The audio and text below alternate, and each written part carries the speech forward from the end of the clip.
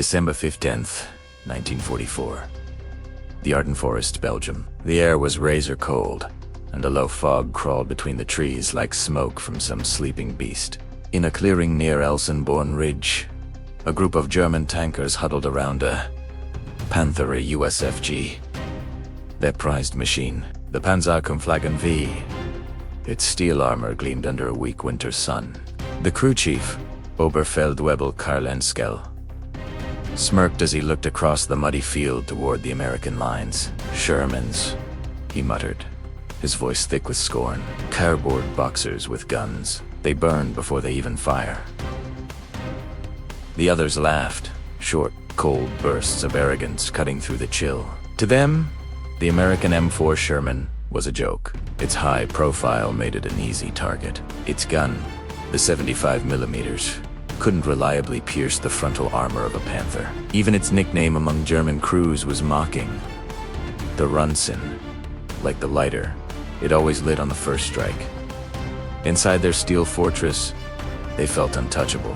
Their 75mm KWK-42 cannon could rip through Allied tanks from over 1,000 meters. Their optics were crisp, their training elite. But that morning, deep in the forest, the laughter began to fade. From far off, they heard the low, rhythmic growl of hundreds of engines. Not one or two, but dozens, rolling closer. The snow began to tremble with the vibration. Henschel leaned out of the turret. The fog shifted, and what emerged wasn't a single Sherman, but a column. Then another behind it, and another, an entire armored division.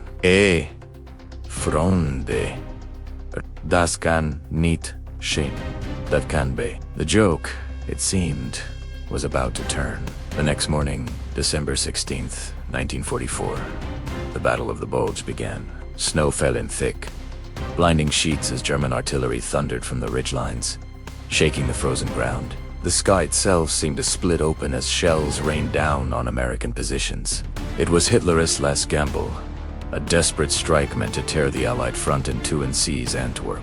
For Henschel and his Panther crew, the offensive began with confidence. They advanced through the dense Ardennes woods, engines snarling, confident they'd smash through whatever stood in their way. Ahead, through the smoke, they saw the silhouettes of Shermans moving clumsily along a snow-covered road. Target at 900 meters. Called the gunner. Henschel nodded. The gun roared. A direct hit.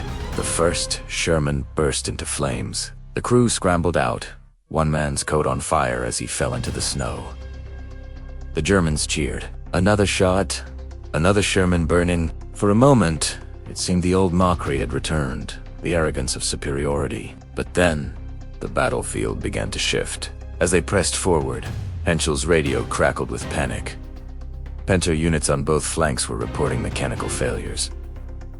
One tank's engine had frozen solid, another through a track on the icy slope.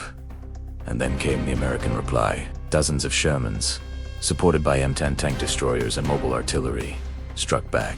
The Americans weren't fighting to hold the line, they were fighting to stall. To bleed the German advance dry. Every time a Panther was hit or immobilized, 3 Shermans moved to flank it.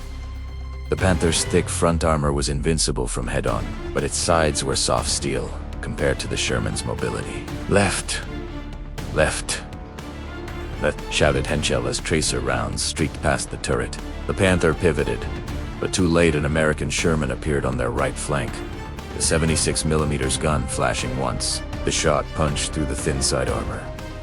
A blinding flash. The crew was thrown to the floor of the turret as smoke and flames filled the cabin. Outside, the Americans didn't stay to gloat. They just kept coming. More Shermans, more trucks, more men. It wasn't one-on-one anymore. It was at the... And for the first time, Henschel realized the Panther was a masterpiece that Germany could no longer afford. By December 20th, the German offensive had lost its bite. What began as a lightning strike had turned into a grinding crawl through mud, snow, and wreckage. The Ardennes Forest was now a graveyard of steel, frozen Panthers, burnt Shermans, Shattered trucks. Black smoke curled through the trees as snow fell quietly on twisted metal. Oberfeldwebel and Skilspanthor sat hidden behind a ridge, half buried in white frost. The radio was dead. Fuel nearly gone. Ammunition down to the last few rounds. Around them, the air was filled with the distant rumble of engines, not German, but American. They'd expected the Allies to break. Instead, they'd multiplied. Henschel peered through his binoculars. Down to road, columns of olive green armor rolled forward. Not 5 tanks, not 10. Hundreds. Sherman's different variants. M4A3S. Fireflies, 76mm versions, with long barrels gleaming. Some carried infantry on their hulls. Others towed fuel trucks or field guns. It was an army that kept replacing itself, hour after hour. He whispered to his loader, "Sie haben ein endliche Panzer." They have endless tanks. In truth, America had become a war machine, unlike anything the world had seen. At Detroit's massive tank arsenals, Shermans rolled off the line every 30 minutes. Factories worked in shifts that never slept. Welders, machinists, and women known as Rosie the Riveters, turning molten steel into victory. While Germany built 1 Panther with careful craftsmanship, the US built 10 Shermans, each one simpler, lighter, and easier to fix in the field. And that changed everything. In the blizzard near Bastogne, German tanks ran dry of fuel, their crews abandoning them in the snow. But the Shermans, they just kept coming. Refueled, repaired, replaced. Every destroyed Sherm was replaced before sunset. Every burned tank replaced by dawn. Henschel's Panther fired its last shell. A clean, perfect hit that disabled another Sherman, but as smoke cleared, 2 more appeared behind it. Then 4, then 6.